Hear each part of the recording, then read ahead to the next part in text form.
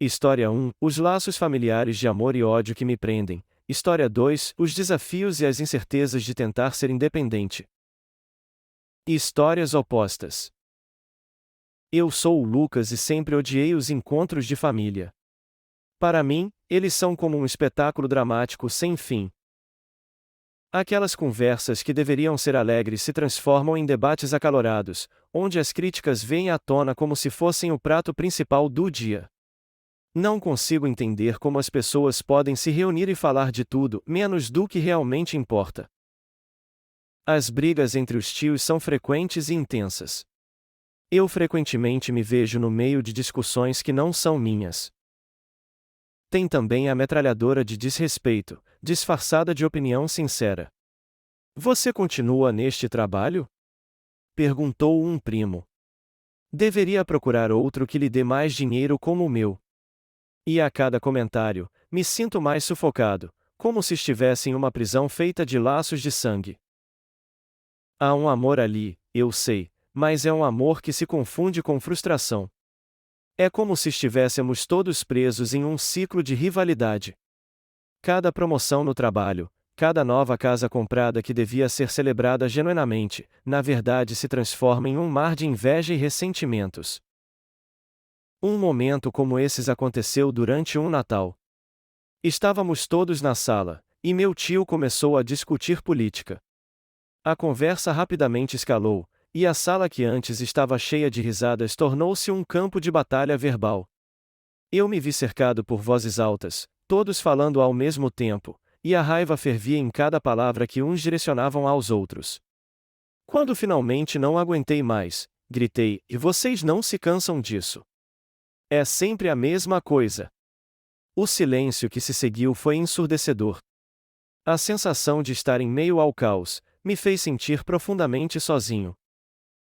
Quando os ânimos se acalmaram, a tia considerada a ovelha negra da família, e que sempre foi muito legal comigo, disse: "E Lucas, você tem um bom coração. Não deixe que isso te mude." Aquela frase, embora vinda em meio ao caos, me deu um pouco de conforto. Mas, por outro lado, existiram momentos de carinho que não consigo ignorar. Como quando minha avó, que sempre teve um papel importante na minha vida, me levou quando eu era pequeno para fazer bolachas na cozinha enquanto alguns brigavam na sala. E sim, eles sempre brigaram na frente das crianças. Sei hoje que isto é horrível, mas na minha família é absolutamente normal. Naquele instante, eu sentia que estávamos apenas nós dois, minha avó e eu, longe de todas as intrigas. Ela falava sobre suas memórias de infância, e eu ouvia atentamente, sabendo que ali havia um amor puro, sem críticas ou expectativas. Porém, esses momentos são como oásis em um deserto de desentendimentos. Na véspera de um grande encontro familiar, decidi que não iria. Mas ao olhar para o celular e ver mensagens de preocupação dos tios e primos, um peso estranho surgiu em meu peito. No final, lá estava eu, dirigindo do trabalho para a casa da minha avó, mesmo sabendo que o caos me aguardava. A necessidade de pertencimento, mesmo em meio ao ódio, é mais forte que qualquer desejo de liberdade. E assim, mais uma vez, me perdi nas intrigas familiares, lutando para encontrar um equilíbrio entre o amor que sinto por eles e o desejo de gritar: "Parem de se ofender! Parem de brigar!" Às vezes me pergunto se a convivência é realmente necessária. Mas quando vejo as crianças correndo, rindo e jogando bola no quintal, algo em mim se aquece. Mesmo que eu odeie o drama, há momentos de felicidade que me fazem sentir que, apesar de tudo, pertenço a este lugar.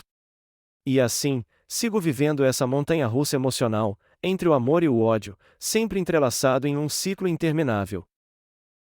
História 2: Os desafios e as incertezas de tentar ser independente. Eu sou a Mariana, e sempre amei minha família numerosa. Morávamos todos no mesmo bairro, e não era raro nos encontrarmos todos os dias, seja na minha casa, ou na casa de alguma tia que tinha feito um jantar para todo mundo e nos aguardava depois de um dia cheio de trabalho. As risadas, as histórias compartilhadas e a alegria dos encontros eram o coração da minha vida. Mas com o tempo, as intrigas começaram a se infiltrar nessa felicidade. As cutucadas entre os parentes tornaram-se frequentes, as fofocas corriam soltas nos grupos do celular, e a pressão para me encaixar nas expectativas alheias se tornou insuportável para mim. Um dia, decidi que era hora de me amar mais do que qualquer relação tóxica. Encontrei um pequeno apartamento, simples, e que eu conseguiria pagar o aluguel com o meu salário. Ele era minúsculo, mas aconchegante. Do jeito que eu sempre quis. Então resolvi morar sozinha, sob os protestos de meus pais, irmãos e, é claro, o restante da família, que justificavam ser contra porque o meu apartamento era longe do bairro em que todos moravam. E eles não poderiam cuidar de mim como antes. Achei comovente a preocupação que demonstraram quando os avisei de minha decisão.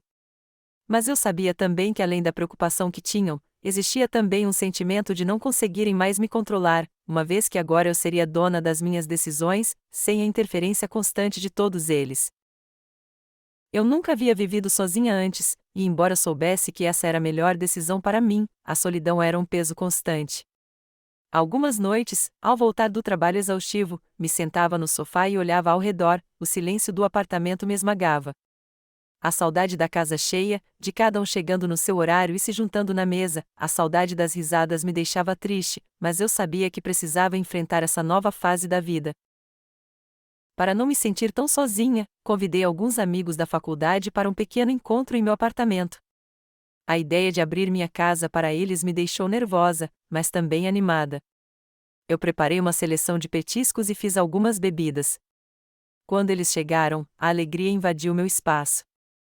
As risadas ecoavam, e a energia era contagiante. Conversamos sobre nossas vidas, sonhos e planos. Não havia cobranças ou desrespeito. Foi um momento de puro alívio e felicidade. Olhando para as expressões alegres de meus amigos, percebi que não estava sozinha, havia uma conexão genuína ali que me fez sentir acolhida. Naquele dia, a solidão pareceu um pouco mais distante. Outro momento feliz foi quando decidi enfeitar minha varanda. Então, em uma manhã ensolarada, fui a uma feira de plantas e encontrei algumas lindas. Elas tinham folhas verdes vibrantes e pareciam tão acolhedoras. Quando a trouxe para casa e as coloquei na varanda, senti que meu espaço realmente estava se tornando meu.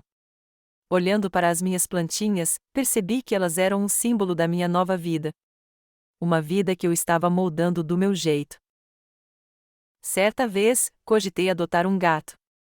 Pensava em como seria ter um pequeno amigo peludo para compartilhar meus dias.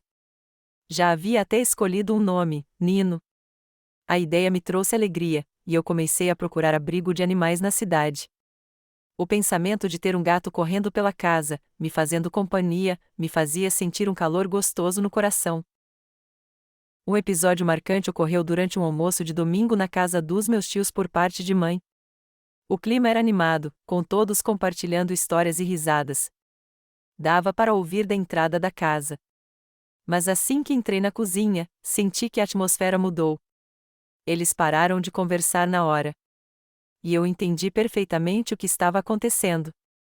Estavam bravos porque eu não estava indo com tanta frequência aos almoços em família, e isso era como se eu não desse tanta importância para eles.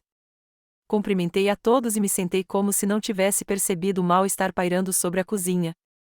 Mas percebi meus tios e primos me olhando de rabo de olho. Assim que os outros se sentaram à mesa, o assunto surgiu. Desde que você se mudou, parece que a família não é mais a mesma, começou uma tia. Você deveria considerar voltar. Olha como estamos todos aqui, juntos, e você está sempre tão distante. Parece que não somos mais importantes para você. Outros concordaram, mencionando que nos últimos meses, eu havia faltado a muitos encontros. Você precisa entender que a família é tudo, disse meu tio, com um tom de reprovação. A pressão aumentava, e eu sentia meu coração acelerar. O amor que sempre nutri por eles começava a se misturar com a raiva. Como poderiam não entender que eu precisava desse espaço?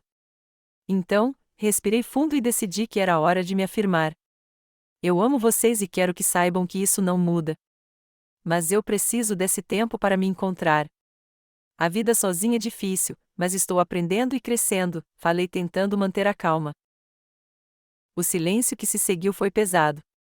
Alguns rostos mostravam desapontamento, outros, curiosidade. Mas você não pode simplesmente esquecer de nós, disse uma prima, com uma expressão de preocupação. Não é que eu esteja esquecendo de vocês, respondi firme. Estou apenas aprendendo a me amar primeiro. Não é fácil, mas eu preciso disso. No final do almoço, saí com um misto de sentimentos. A solidão do meu apartamento me esperava, mas eu também carregava uma nova força dentro de mim. A coragem de enfrentar as adversidades da independência estava crescendo, mesmo que eu me sentisse sozinha às vezes. E mesmo quando a dor da distância pesava, eu sabia que estava escolhendo um caminho que, embora solitário, era essencial para minha felicidade. A liberdade tinha um preço, mas eu estava disposta a pagá-lo, dia após dia. Aprendi que, apesar da distância física, o amor que tenho pela minha família ainda está aqui. Mesmo que envolto em intrigas e desentendimentos. Agora, ao olhar pela janela do meu apartamento, vejo as luzes da cidade e me sinto viva. A solidão pode ser desafiadora, mas é uma solidão cheia de amor próprio, e isso é algo que ninguém pode me tirar. Fim.